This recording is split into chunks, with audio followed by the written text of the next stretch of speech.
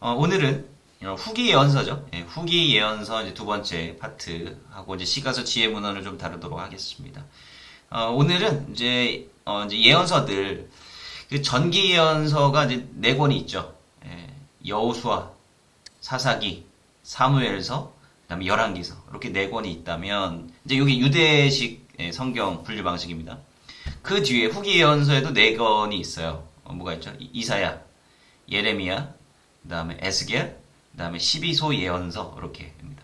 그러니까 이제 유대 전통, 이제 히브리 성서 전통에서는 예언서들을 이렇게 네 권으로 묶어요. 그러니까 전기 예언서 네 권, 후기 예언서 네 권 이렇게 상징적으로 이제 네 권이라고 하는 숫자를 맞춰서 이렇게 이제 성서가 구성되어 있다라고 하는 것을 여러분 좀 기억하시면서 오늘 이제 공부할 내용을 좀 보도록 하겠습니다.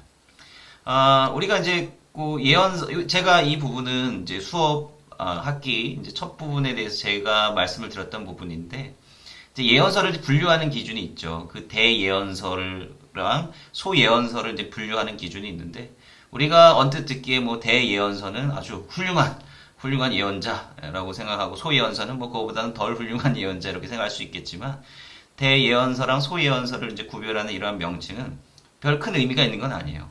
분량이 많은 건 대예언서, 분량이 적은 건 소예언서, 이렇게 분류를 하고 있는 것입니다.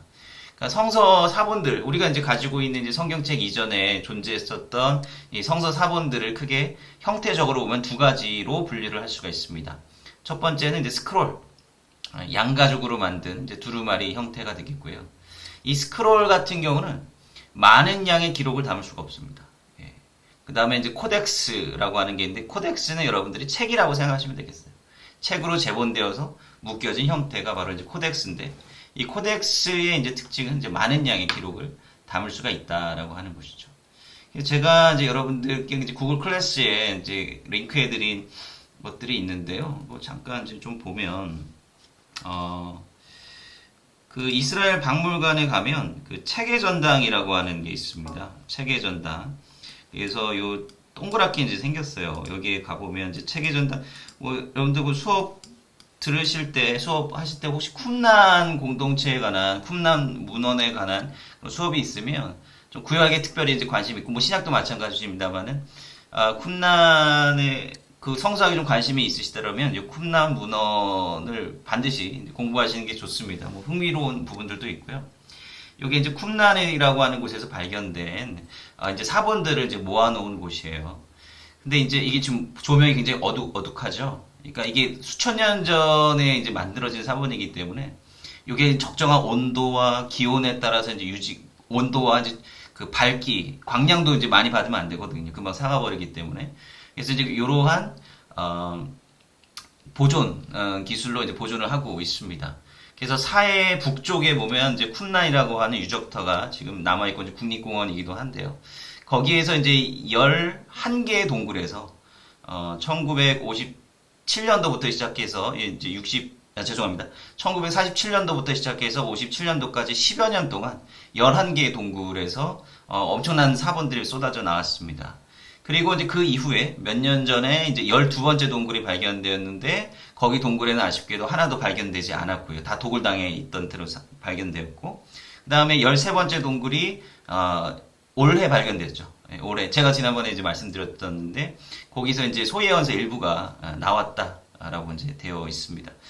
그래서 이제 그러한 사본들이 중요한 이유가 뭐냐면, 쿰란 사본이 이제 존재했던, 쿰란의 사람들이 존재했던 그 시기가 주전 2세기, 뭐 일반적으로 기원전 167년부터 그 다음에 이제 주후 1세기, 이제 67년도, 66년도 요즘에 멸망했다라고 보거든요, 로마 군인들한테. 그래서 이 시대 때 굉장히 폐쇄적인 공동체를 유지했어요. 왜냐면 이제 당시에 뭐 신구약 중간사 배워보신 분은 어느 정도 이제 역사적인 배경을 아실 수도 있는데, 당시에 그 유대 왕조를 이루었던 사람이 그 하스모니아 왕조 사람들입니다.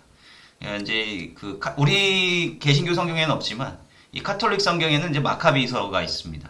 이 마카비가 이제 그리스 헬라 왕조에 이제 대항을 해가지고 이제 전쟁을 일으켜서 이제 자기네들의 왕조를 세우게 되는데, 이제 수백 년 만에 이제 유대 왕조를 세우게 된 거죠. 그래서 이 왕조를 세우고 나서 이제 이 사람들이 이제 종교 정체를, 어떤 종교 정체를 피냐면, 대대적으로 왕들이 대제사장의 역할을 겸직을 하게 됩니다.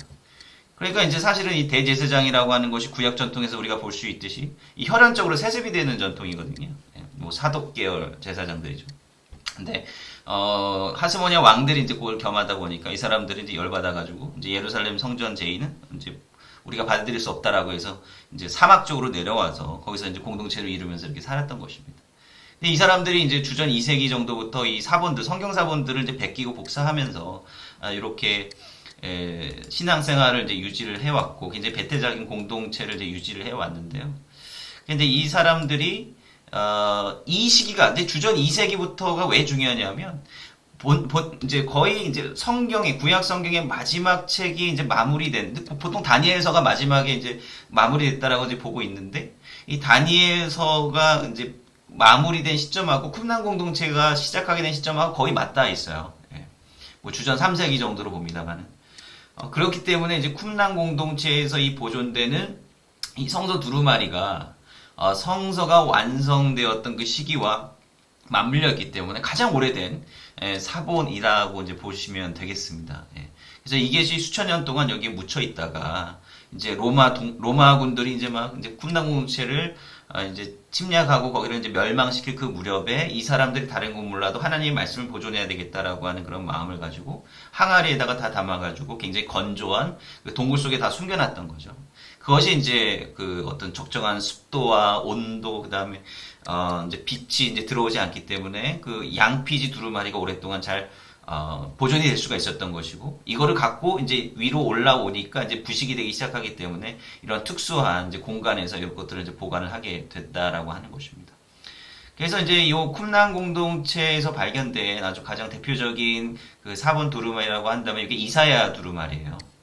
이사야 두루마리가 이제 요게 4번 동굴에서 발견되었는데 여기 자그마치 7m입니다. 지금 이렇게 보면 둥그렇게 이렇게 커다란 이제 원통형의 이제 구조물에 이렇게 빙그르르 돌렸는데 이게 자그마치 7m 되는 굉장히 긴 두루마리가 되겠습니다. 이사야서가 그래도 굉장히 긴 성경 가운데 하나가 아닙니까? 1장부터 66장까지 66장으로 이제 이루어져 있죠. 그래서 이제 왜냐면 이제 이 이사야서 두루마리가 이제 발견된 것이 왜 중요하냐면요. 요 이스라엘 방문 그 아래층에 보면 지금 여기 보시면 여기 이제 코덱스를 진열하는 란이 있어요. 이제 가장 오래된 코덱스란이 이제 진열되어 있는데 요게 알레포 코덱스가 진열되어 있습니다. 알레포 코덱스가 이제 주 10세기 사본이거든요. 코덱스로서 이제 코덱스가 중요한 이유가 뭐라 그랬어요? 이게 정경화가 된 것을 이제 보여준다라고 하는 거잖아요. 두루마리는 다 분리되어 있는 거죠. 이 책 저 책 하면서 다 분리되어 있는 반면에 이 코덱스라고 하는 거는 이제 구약 성경 같은 경우는 창세기부터 이 역대기까지 이렇게 한 권의 책으로 딱 묶여져 있기 때문에 무엇이 정경이고 무엇이 정경이 아닌가 이것이 구별된 이후에 이제 상태를 이제 보여주는 이제 사본이기 때문에 그렇습니다. 그런데 좀 아이러니하게도요. 요게 히브리어 사본, 히브리어 코덱스로서는 가장 오래된 게 요 알레포 사본인데 요게 9세기 사본이에요. 근데 이제 그 이전의 사본들, 더 오래된 사본들도 있습니다만은 근데 그것은 히브리어가 아니라 그 바티카누스 사본하고 신의 사본이라고 하는 게 있는데 그게 그리스어 70인역 사본이 되겠습니다. 그러니까 그리스어, 히브리어가 아니라 그리스어로 되어 있다라고 하는 거예요. 그래서 이제 학자들은 이 그리스어 사본을 더 중요하게 여기는 사람들이 있습니다. 비록 번역이 된 것이지만 더 오래된 그 히브리어 대본을 이제 마소라 사본보다 더 반영하고 있는 것이다라고 이제 생각을 해서 이제 그 70인역을 더 중요시 여기는 그런 사람들도 있기는 한데요. 뭐 좀 분분합니다만은 어쨌든 간에 그 히브리어 사본으로서 히브리어 코덱스로서 가장 오래된 게 10세기다라고 하는 것. 그 다음에 이제 아까 뭐 이사야서가 이제 발견된 시기도 그렇고 그 이제 성경이 완전히 그 완성됐다라고 하는 여겨지는 시기가 주전 뭐 3세기 뭐 이 정도로 이제 되거든요. 그러니까 사실은 그 알레포 코덱스하고 그 이전에 성경이 어떤 형태로 존재했을지 모르겠지만 그래도 완성되었다라고 여겨지는 뭐 주전 3세기가 사이에는 거의 근 1300년의 격차가 있었다라고 하는 것이죠. 굉장히 오래된 격차가 있었다라고 하는 겁니다. 그러면 이제 성경을 필사하다 보면 뭐 실수나 이런 것이 있지 않겠느냐 뭐 이렇게 생각을 해볼 수도 있겠는데요. 근데 이제 이 이사야서 두루마리가 특히 이 1장부터 66장까지 온전한 모습으로 이제 발견이 되었고 이 알레포 사본이나 그 이후에 이제 레닌그라드 사본들과 이제 비교를 해봤을 때 내용상으로는 거의 뭐 99% 완전하게 동일하게 나왔던 것이죠. 물론 이제 표기상의 어떤 차이나 이런 것들이 있습니다만은 정확하게 거의 내용상으로는 완전히 똑같은 내용이 발견이 되어서 이 서기관들이 굉장히 그 마소라 학자들이라고 불리는 사람들이 아주 온전하게 성경을 보존했다라고 하는 것을 이제 우리가 보여주는 것이고, 그 이사야서 두루마리, 쿰나에서 발견된 이사야서 두루마리는 성경의 권위성을 굉장히 입증하는데 굉장히 중요한 자료가 됐다라고 하는 것입니다. 그래서 제가 또 구글 클래스에 이제 공유해드린 것 중에 요거 이사야서 두루마리를 직접 이제 이렇게 자세히 볼 수 있는 그런 사이트도 하나 공유를 해드렸어요. 그래서 보면은 7m짜리 이사야서 두루마리가 이렇게 스크롤하면 이제 계속 쭉 나오고, 올리면은 이제 뭐 챕터 몇 장 몇 절에 해당하는 건지도 다 나와 있습니다. 여기 보면 이제 양피지 두루마리에 대한 자세한 형태적인 모습을 볼 수가 있는데, 양피지 두루마리는 이렇게 요게 이제 한 장이 되는 것이고, 여기를 이제 자세히 보시면 지금 이게 꿰맨 자국이에요. 이거를 만들어서 말려가지고 쓰고 여기를 꿰매는 겁니다. 이런 식으로 이제 연결해서 하는 것이기 때문에, 그리고 이제 이게 말았다가 접었다가 이제 계속해서 반복하면서 하는 것이기 때문에 금방 해지기도 하고 연결 부위가 뜯어지기도 하고, 이제 이러한 내구성에 이제 문제가 있어서 요 온전한 양피지 사본을 발견하고 보존하는 것 자체가 굉장히 어려운 일이었습니다. 그럼에도 불구하고 이제 요 유대 마소라 학자들이 계속해서 이런 양피지 사본들을 계속해서 생산하고 이제 만들므로써 이제 어느 정도 이 정경성을 이제 유지했다라고 하는 것을 이제 볼 수가 있겠고요. 그다음에 이제 예수님께서 이제 나사렛 회당에서 말씀하실 때 그 항아리에서 뭘 꺼내시죠? 이사야서 그 두루마리를 꺼내신다라고 하는 거죠. 거기서도 이사야서 두루마리가 있었다라고 하는 것을 우리가 볼 수 있겠고, 이 두루마리가 너무나도 귀한 거예요. 왜냐하면 쿰난 사본 같은 데서 보면은 이제 물론 우리가 모든 걸 다 발견한 것은 뭐 다 발굴했다고 볼 수는 없지만, 이 모든 사본들이 다 발견되는 것도 아니었습니다. 그러니까 우리가 익히 알고 있는 그 성경의 모든 책들이 쿰난 사본에서 다 발견되진 않았거든요. 굉장히 파편화돼서 발견되어 있는 그런 부분들도 있고요.